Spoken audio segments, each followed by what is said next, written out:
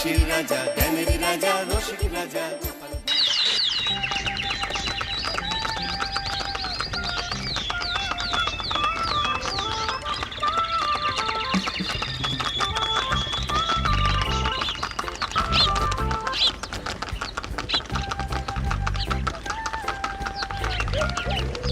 অনেক দিন পর বেশ লাগছে বন ভ্রমণ। মাঝে মাঝে কাজের ফাঁকে এইসব জায়গায় এলে মন খুব ভালো লাগে। শুদ্ধ বাতাস, মাটির সোনা গন্ধ, পাখির কলতান, আহা।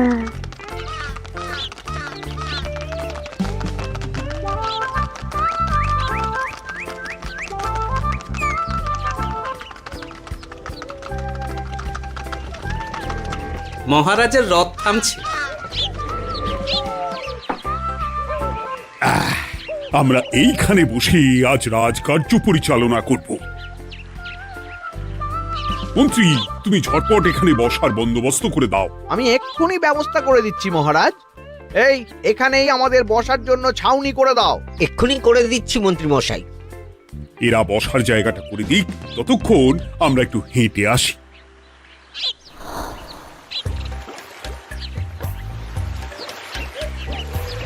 সকালবেলা হাঁটা শরীরের পক্ষে খুব ভালো মহারাজ।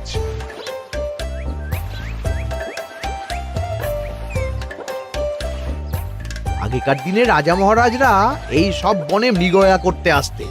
মৃগয়া একদম ভালো নয় মন্ত্রী। তুমি জঙ্গলে আসছো অন্য প্রাণীদের মারতে।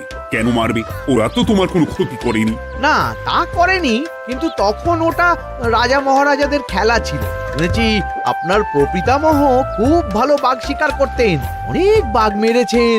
মন্ত্রী, তুমি একটা কথা হয়তো জানো না। আমার প্রপিতামহ শিকার করতেন, কিন্তু কোনো স্বাভাবিক জানোয়ারকে নয়, যে বাঘ মানুষ খেকো হয়ে প্রজাদের ক্ষতি করত। আমার প্রপিতামহ সেই সমস্ত বাঘদেরই মারতেন। এছাড়া উনি বন্য প্রাণী সংরক্ষণ করতে বড়ই ভালোবাসতেন।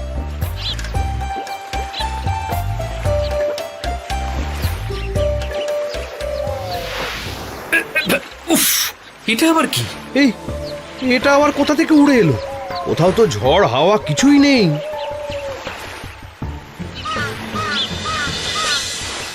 একটা ধাঁধা মহারাজ, এই কাগজে লেখা। ধাঁধা? পড়ো দেখি।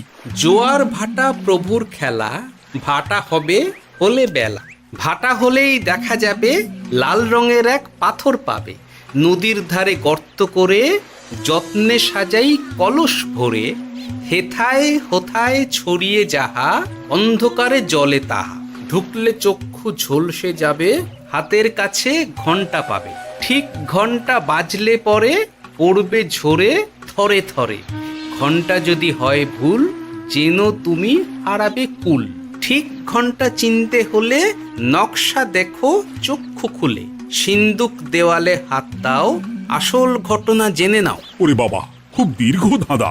তা মন্ত্রী, তুমি কিছু বুঝলে? এটা একটা গুপ্তধনের নকশা। এর মধ্যে গুপ্তধন কোথায় আছে তার একটা ধারণা দেওয়া আছে। গুপ্তধন? ওটা আমাকে পেতেই হবে, পেতেই হবে। দেখি দেখি একবার কাগজটা দাও। গোপাল, কাগজটা আগে আমার হাতে দাও, দেখি ভালো করে। এখন নদীতে জোয়ার চলছে গোপাল। একটু পরেই ভাটা শুরু হবে। হ্যাঁ, ভাটা না হলে কিচ্ছু বোঝা যাবে না। এখানে স্পষ্ট লেখা আছে, ভাটা হলেই দেখা যাবে লাল রঙের এক পাথর পাবে। তার মানে আমাদের ভাটা হওয়া পর্যন্ত অপেক্ষা করতে হবে। না, সময় নষ্ট না করে ধাঁধাটার সমাধান করতে শুরু করি। ভাটা হলে একটা লাল রঙের পাথর দেখা যাবে, এই পর্যন্ত পরিষ্কার আছে। বুঝতে হবে ওর পর থেকে। পড়ো গোপাল, চলো আমরা সবাই বুদ্ধি লাগাই। নদীর ধারে গর্ত করে যত্নে সাজাই কলস ভরে। এটার অর্থ, ধাঁধাটা মাথায় বসিয়ে নিয়েছি, এবার কে কি বলবে সেটা শুনতে হবে। চলো গোপাল, আমরা ধাঁধা যেমন যেমন বলেছি তেমন তেমন ভাবেই চলি। চলুন মহারাজ, এখন আমাদের দেখতে হবে লাল পাথর। কোথায় আছে লাল পাথর? চলো চলো সবাই, চোখ কান খুলে আমরা নদীর পাড় ধরে হাঁটি। আমি একটু তফাতে হাঁটি। গুপ্তধন আমাকে একা পেতে হবে। ভাটা হলেই দেখা যাবে লাল রঙের এক পাথর পাবে। আমাকে চোখ কান খোলা রাখতে হবে। লাল পাথর, নদীর চড়ায় লাল পাথর দেখতে হবে। লাল পাথর, লাল পাথর। ওটা কি? এই তো লাল পাথর, লাল পাথর। ওরা অনেকটা এগিয়ে গেছে, ওদের আমার দিকে নজর নেই।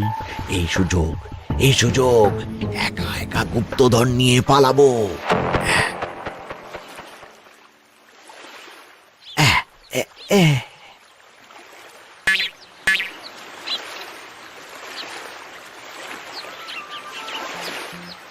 কি গো, আমরা তো হেঁটেই চলেছি, লাল পাথর তো কই দেখতে পাচ্ছি না। আরেকটু হাঁটতে হবে মহারাজ, গুপ্তধন বলে কথা, ওকে আর সহজে ধরা দেয়? সেটা অবশ্য সঠিক কথা। আচ্ছা, আমরা সবাই তো আসছি হেঁটে হেঁটে, মন্ত্রী মশাই গেলেন কোথায়? ও কি যে ঘটে! সত্যি তো, মন্ত্রী কোথায়? ও সেনাপতি, মন্ত্রীকে দেখেছো? কই না তো মহারাজ। তাহলে কোথায় গেলেন মন্ত্রী মশাই? এই জঙ্গলে বাঘ ভাল্লুক আছে, শেষে কিনা বাঘে নিল। হায় হায় হায়, মন্ত্রী গিন্নির কাছে আমি কি মুখ দেখাবো? হুম, বাঘ ভাল্লুকের পেটে যাবার লোক তো মন্ত্রী মশাই নন। ও গোপাল, কি ভাবছো? কিছু তো একটা বলো। এখন আমাদের মন্ত্রী মশাইকেই খুঁজতে হবে। তবে মন্ত্রী মশাই বাঘ ভাল্লুকের পেটে যায়নি। তুমি নিশ্চিত হচ্ছ কি করে? অত পেঁচালো মানুষকে বাঘ ভাল্লুক গন্ধ শুকেই ছেড়ে দেবে, হজম করতে পারবে না। না না না, এখন রসিকতা করার সময় নয়, আমাদের মন্ত্রীকে খুঁজে বার করতেই হবে। কোথায় গেল মন্ত্রী? চলো চলো, গুপ্তধন মাথায় থাক, চলো মন্ত্রীকে খুঁজি। আহ, মন্ত্রী কোথায় গেল কে জানে। একবার পুরো ধাঁধাটা ঝালিয়ে নি। ভাটা হলেই দেখা যাবে লাল রঙের এক পাথর পাবে। ভাটা হয়েছে, লাল রঙের পাথরের মাথায় চাপ দিয়ে গুহার মুখও খুলেছি। এবার নদীর ধারে গর্ত করে যত্নে সাজাই কলস ভরে। এটাই তো ঠিক বুঝতে পারছি না।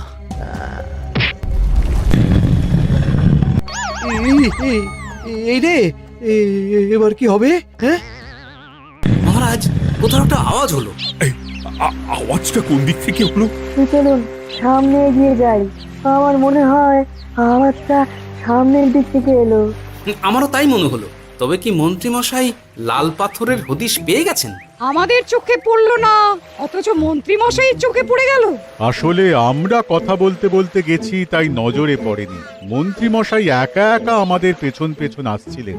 উনি ইচ্ছে করেই আমাদের পেছনে পেছনে আসছিলেন। নিজে একা গুপ্তধন নিয়ে যেতে চেয়েছিলেন, এখন কোথায় আছেন কে জানে।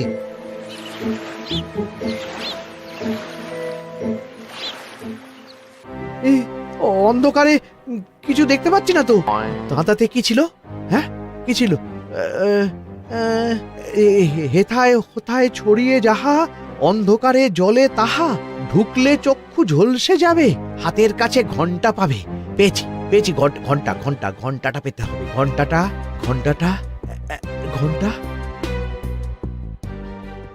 ভাটা হলেই দেখা যাবে লাল রঙের এক পাথর পাবে। নদীর ধারে গর্ত করে যত্নে সাজাই কলস ভরে, হেথায় হোথায় ছড়িয়ে যাহা, অন্ধকারে জলে তাহা, ঢুকলে চক্ষু ঝলসে যাবে, হাতের কাছে ঘন্টা পাবে। ঠিক ঘন্টা বাজলে পরে পড়বে ঝরে থরে থরে, ঘন্টা যদি হয় ভুল যেন তুমি হারাবে কুল।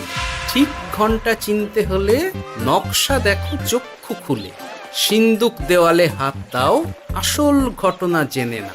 এবারে ভালো করে ঠান্ডা মাথায় ভাবতে হবে। ভাটা হলেই দেখা যাবে লাল রঙের এক পাথর পাবে। সেই লাল পাথরটাই তো খুঁজে পাওয়া যাচ্ছে না, অথচ মন্ত্রী মশাই খুঁজে পেলেন। আওয়াজটা কোথা থেকে আসছিল? এই কাছে পিঠে এই কোথা থেকে আওয়াজটা আসছিল।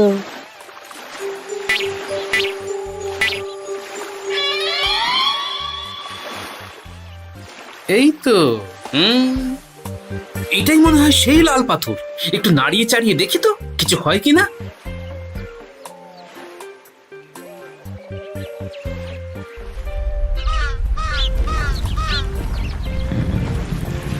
এই তো, কাজ হয়েছে। এই তো সুড়ঙ্গ। আপনারা নিচে নামুন। আপনারা কি দেখছেন সেটা বলবেন মহারাজ।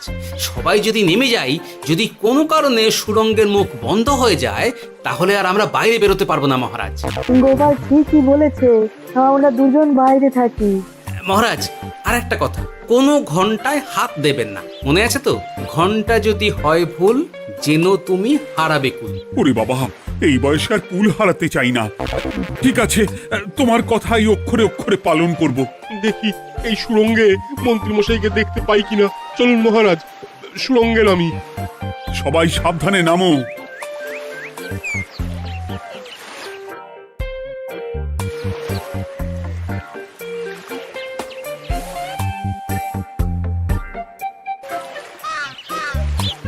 মহারাজ, ওখানে কি কি দেখতে পাচ্ছেন? ওখানে কি মন্ত্রী মশাই আছেন? না গোপাল, মন্ত্রীকে এখনো দেখতে পাইনি। শুধু আমি এখানে অজস্র পাথর দেখতে পাচ্ছি।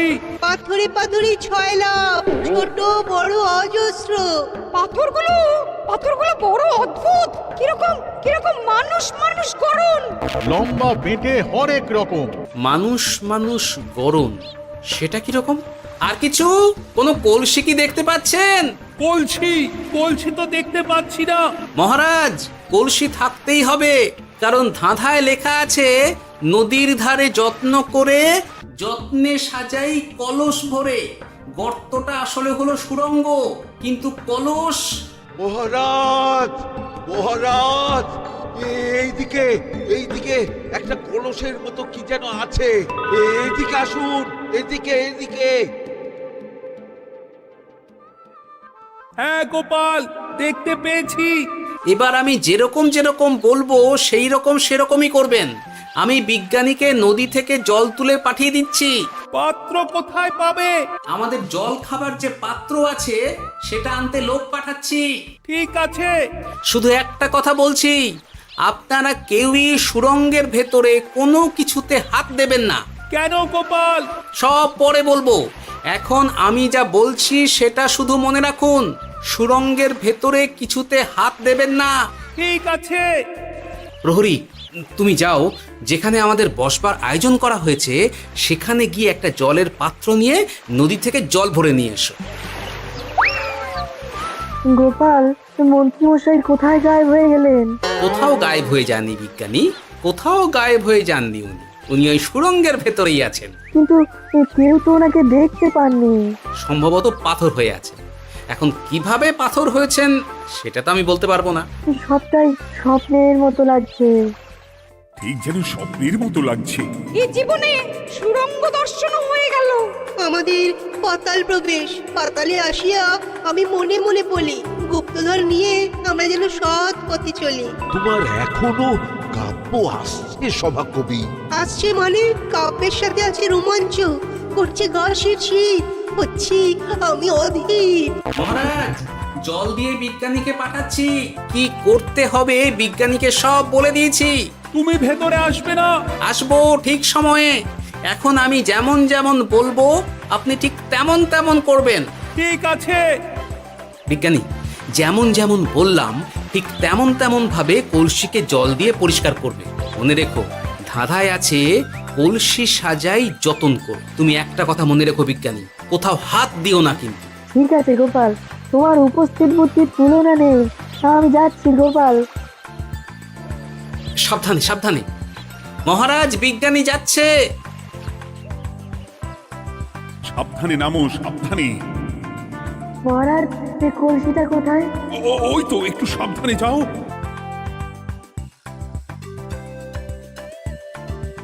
বিজ্ঞানী, কলসির দেখা পেয়েছো? পেয়েছি পেয়েছি পেয়েছি। এবারে কলসিটাকে ভালো করে জল দিয়ে ধুয়ে দাও। কলসির আলোয় সুড়ঙ্গ আলোকিত গোপাল। এরপর কি? ভালো করে দেখুন মহারাজ, কোথাও ঘন্টা দেখতে পাচ্ছেন কিনা। ঘন্টা একটা তো নয়, সার সার ঘন্টা, অনেকগুলো ঘন্টা। সাবধান, ঘন্টায় হাত দেবেন না, শুধু দেখুন।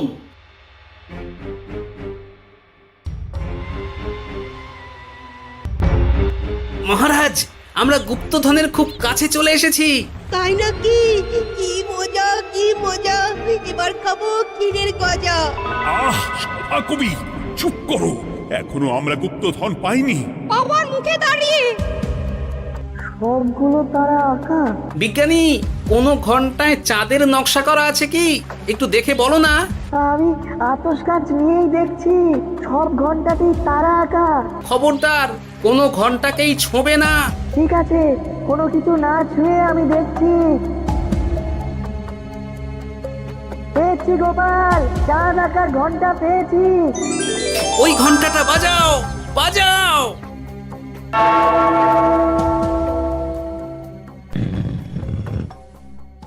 গুপ্তধন পেয়েছেন মহারাজ? বাঁচাও বাঁচাও বাঁচাও।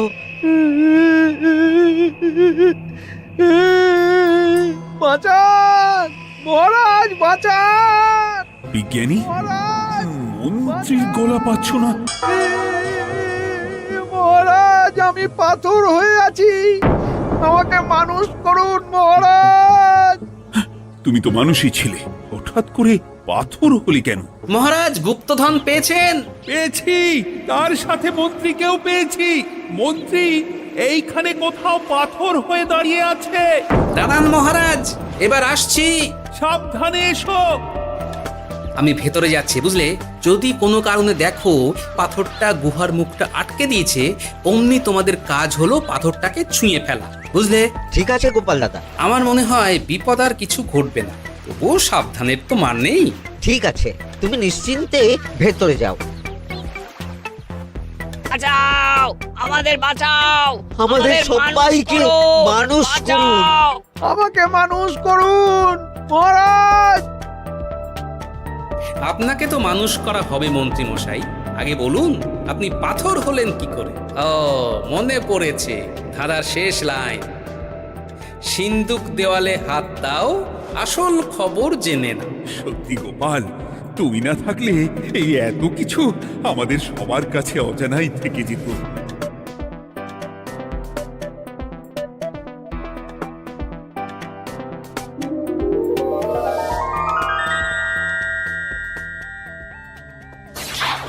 ধন্যবাদ আমাকে মুক্ত করার জন্য। আপনি কে? আমি যক্ষ।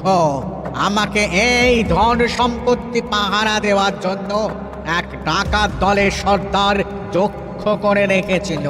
আমি 100 বছর ধরে এইখানে যক্ষ হয়ে আছি। আমি তোমার জন্য মুক্ত হলাম গোপাল। এই সম্পত্তি তোমার গোপাল। সম্পত্তি নিয়ে আমি কি করব? আমি এই সব সম্পত্তি মহারাজকে দান করলাম, রাজ্যের অনেক কাজ হবে এতে। তুমি ধন্য গোপাল, তুমি ধন্য। এবার আমার যাবার সময় এসেছে, আমাকে যেতে হবে। যাবার আগে এই পাথরগুলোকে মানুষ করে যান। এরা সব লোভী। আমি আমার সীমিত ক্ষমতায় এই গুপ্তধনের ধাঁধাকে এখানে যারাই ভ্রমণ করতে আসে তাদের হাতে তুলে দিই, কিন্তু কেউ এই ধাঁধার সমাধান করতে পারে না। সবার মনে লোভ কাজ করে, এই লোভ এদেরকে পাথর করে রেখেছে। পাথর হলো কি করে? একটা মানুষ এসে বুক ভরা লোভ নিয়ে আধা পুরো না জেনে পাথরে হাত দিলেই সে পাথর হয়ে যাবে। আমাদের আমাদের আমাদের ভুল হয়েছে, আর লোভ করবো না, আমাদের বাঁচাও। আমাকে মুক্ত করে দিন, আমার খুব ভুল হয়েছে মহারাজ, মুক্ত করে দিন আমায়। তুমি এখানে আগে এসেছিলে, তাই তো আগে এসে ভাবলে নিজেই একা একা গুপ্তধনকে হরপ করে দেবে। এদিকে তোমাকে না দেখতে পেয়ে আমাদের কত চিন্তা হচ্ছিল। যারা লোভী তারা কারো কথা ভাবে না, শুধু নিজের কথা ভাবে। আমাকে আর একটা সুযোগ দিন, আমি আর লোভ করব না মহারাজ। ও, তোমার কথার কোনো দামই নেই। না মহারাজ, আমাকে আর একটা সুযোগ দিয়ে দেখুন, আমি আর লোভ করব না, আমাকে মানুষ করুন মহারাজ। আমাদের সবাইকে মানুষ করুন। দয়া করে মানুষ করুন। যক্ষরাজ, এদের আপনি ক্ষমা করে দিন। ঠিক আছে, তোমাদের আবার মানুষ করে দিচ্ছি।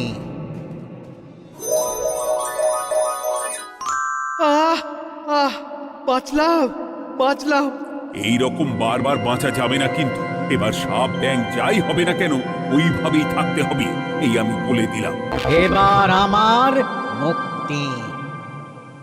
মুক্তি নেবার আগে আরেকটা প্রশ্ন, যে ডাকাত সর্দার তার সম্পত্তিকে রাখার জন্য আপনাকে যক্ষ বানিয়েছিল, এ সম্পত্তি তো তাদের, আমরা তো নিতে পারি না।